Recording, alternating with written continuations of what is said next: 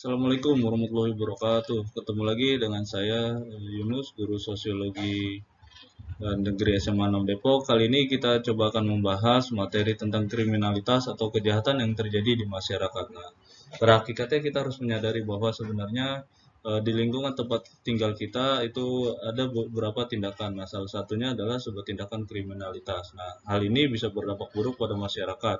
Nah, kenapa materi ini penting untuk dikaji sesuai dengan pelajaran sosiologi? Karena untuk meminimalisir tindakan kriminalitas, kita harus tahu dulu bentuk-bentuk kriminalitas yang terjadi di masyarakat.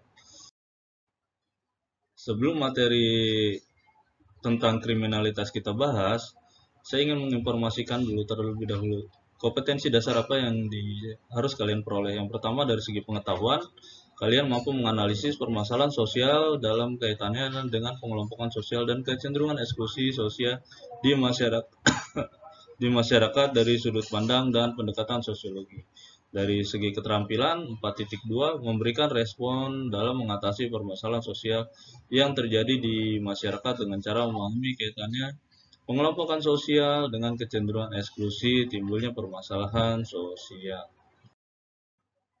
Nah, apa tujuan yang dicapai dari proses pembelajaran ini? Jadi setelah mengikuti proses pembelajaran, diharapkan kalian sebagai peserta didik mampu menjelaskan macam-macam kriminalitas yang terjadi pada masyarakat secara benar. Yang kedua, melalui model PJBL, peserta didik mampu menganalisis dampak kriminalitas yang terjadi pada masyarakat. Nah, yang terakhir, melalui model pembelajaran project based learning, peserta didik mampu mengupayakan solusi apa yang harus dilakukan untuk meminimalisir tindakan kriminalitas yang terjadi di masyarakat. Nah, pada poin ketiga ini, kalian diminta untuk membuat sebuah project ya sesuai dengan apa yang kalian amati dari beberapa tugas yang nanti akan saya berikan, dan tolong kalian berikan win-win solusinya. Jadi solusi apa yang sekiranya sesuai dengan fenomena atau permasalahan sosial yang terjadi ketika nanti Pak Yunus berikan di slide berikutnya. Baik, terlebih dahulu saya memberikan motivasi sehingga ketika nanti kalian melihat tayangan PPT ini, motivasi belajar kalian akan lebih meningkat lagi. Nah, jadi motivasinya seperti ini. Belajar memang melelahkan.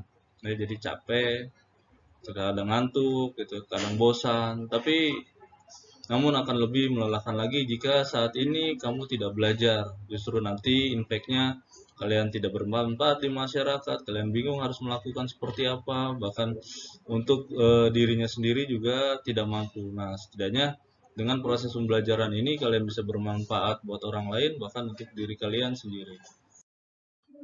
Oke, sebelum proses pembelajaran lebih jauh saya bahas, kalian bisa menyimak tayangan video tersebut tentang kriminalitas. Ya, jadi ada peningkatan di wilayah tertentu tentang kriminalitas dan ada juga yang menurun mungkin. Nah, nanti kalian bisa analisis ya. Nanti kalian berikan komentar tentang fenomena tersebut. Silakan disimak baik-baik. Kalau menurut saya ini persoalan serius adalah narkotika. Maling motor ini agak halus mainnya mas.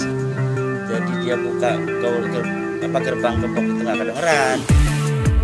Data ini dikeluarkan dalam rilis yang digelar Polresta Bandar Lampung pada Selasa lalu. Kapolresta Bandar Lampung Kombes Pol Yan Budijaya menyebut sepanjang tahun 2020 terdapat 2.336 kasus kejahatan yang terjadi di Bandar Lampung. Angka ini meningkat 31% jika dibandingkan dengan jumlah kasus yang terjadi di tahun lalu. Tindak kriminal yang terjadi diantaranya didominasi kasus penipuan sebanyak 464 kasus dan aksi pencurian sepeda motor sebanyak 77 kasus. Tadi yang saya sampaikan tadi di rilis itu kita meningkatkan FKPM itu, Forum Komunikasi Polri dengan Masyarakat. Tapi tentu saja komentar yang saya berikan keikut sertaan masyarakat itu yang paling penting. Juga dengan Pemkot itu selalu berusaha maksimal. Nah, salah satunya dengan FKPM. Nah, coba kalian amati mana yang merupakan dari gambar tersebut yang merupakan tindakan kriminalitas ya. Jadi kalian bisa lihat tuh di sebelah layar yang kalian lihat gitu ya.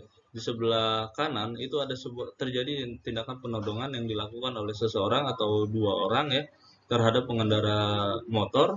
Yang berikutnya ada beberapa orang ya yang sedang duduk di jalan tapi meminta-minta apakah ini dua-duanya merupakan tindakan kriminal atau hanya salah satu saja. Nah, apabila salah satu, jelaskan kenapa hal itu disebut sebagai tindakan kriminal.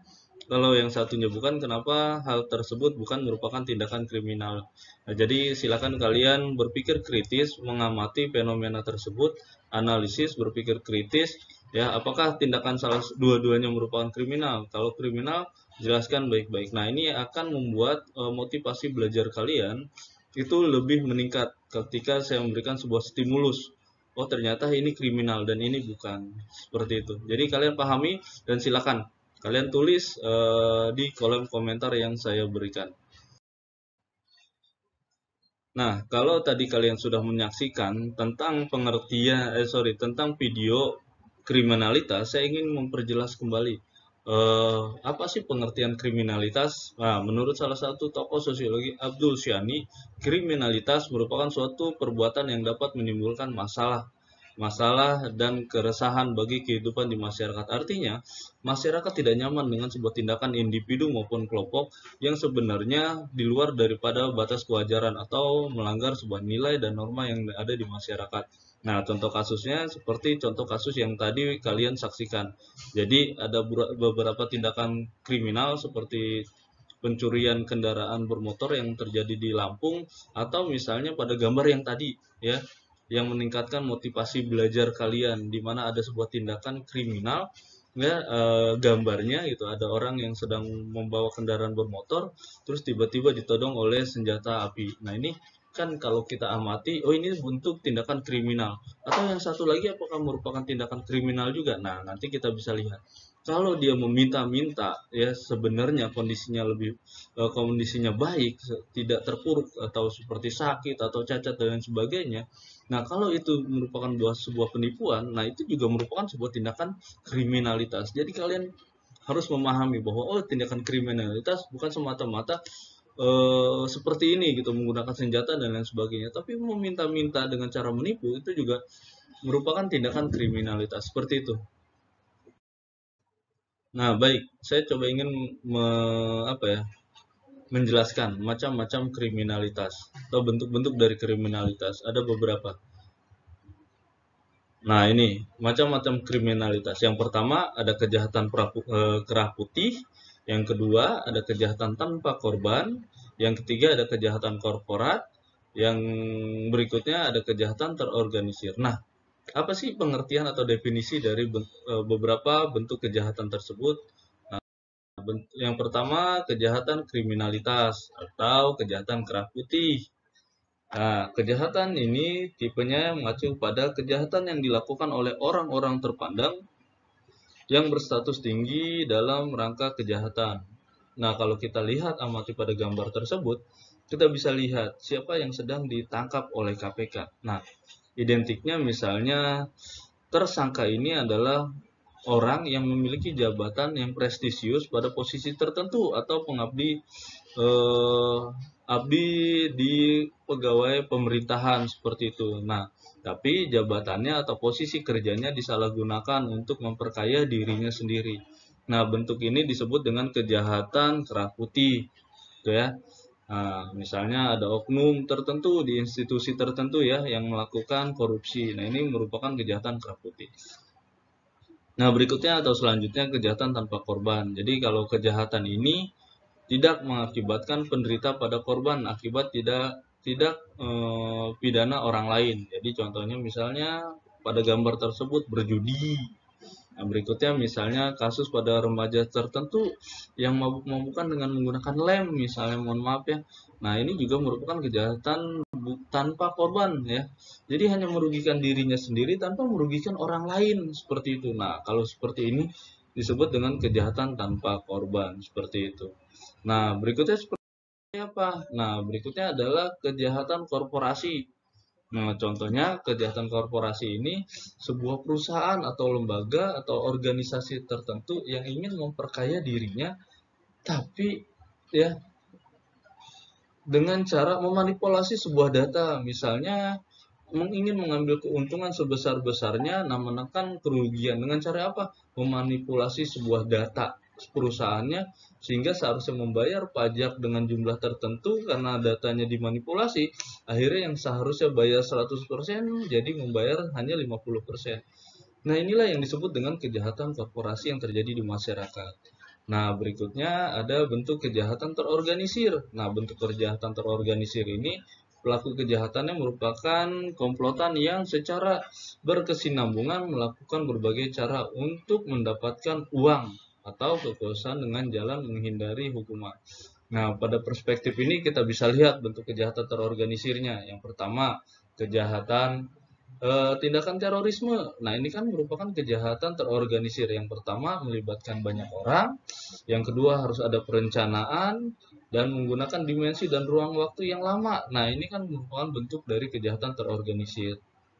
Nah, tidak ada bentuk kejahatan terorganisir yang lain. Nah, bentuk kejahatan terorganisir yang lain misalnya pada kasus human trafficking atau penjualan manusia pada negara tertentu. Contoh misalnya kita bisa amati, ternyata ada kejahatan manusia yang diperdagangkan di beberapa negara tertentu. Nah, ini salah satu bentuk kejahatan human trafficking. Atau baru-baru ini kita bisa melihat ada seorang anak usianya masih belasan tahun yang membunuh orang gitu ya, untuk diambil organ tubuhnya dan dijual gitu ya.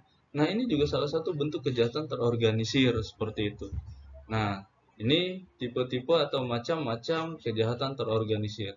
Pada hakikatnya kalian bisa membaca kembali macam-macam atau bentuk-bentuk kejahatan terorganisir. Misalnya kejahatan cybercrime yang terjadi di dunia maya, atau barangkali kalian bisa jadi salah satu ya korban dari kejahatan terorganisir tersebut, seperti itu. Nah, kalian bisa pahami dan simak baik-baik materi yang saya berikan baik dengan cara online atau offline. Nah, di sini tugasnya adalah kalian coba mengamati dari sebuah gambar tersebut. Nah, dari pengamatan kalian nanti akan saya berikan sebuah soal. Nah, soalnya seperti ini. Silakan kalian dengan kelompok kalian ya, nanti mencari definisi kriminalitas menurut para ahli. Jadi apa sih pengertian para ahli tindakan kriminalitas itu?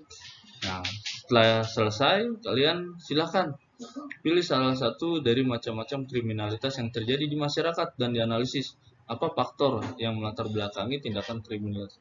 Kita pasti kalau kita bicara tentang faktor, berarti tidak hanya satu tapi ada beberapa faktor yang mempengaruhi. Nah, kalian coba menganalisis ya. Nah, setelah kalian mengetahui faktor kriminalitas, nah tadi di tujuan pembelajaran kalian diminta untuk mencari sebuah tindakan aksi ya atau rencana aksi yang kalian berikan untuk mencari solusi alternatif apa yang berdampak pada minimnya atau meminimalisir tindakan kriminalitas yang terjadi di masyarakat. Nah, nanti kalian silakan sesuai dengan kelompok kalian. Nah, barangkali ini dulu yang bisa saya sampaikan tentang materi kriminalitas. Saya ucapkan terima kasih. Billahi taufiq wal hidayah. Wassalamualaikum warahmatullahi wabarakatuh.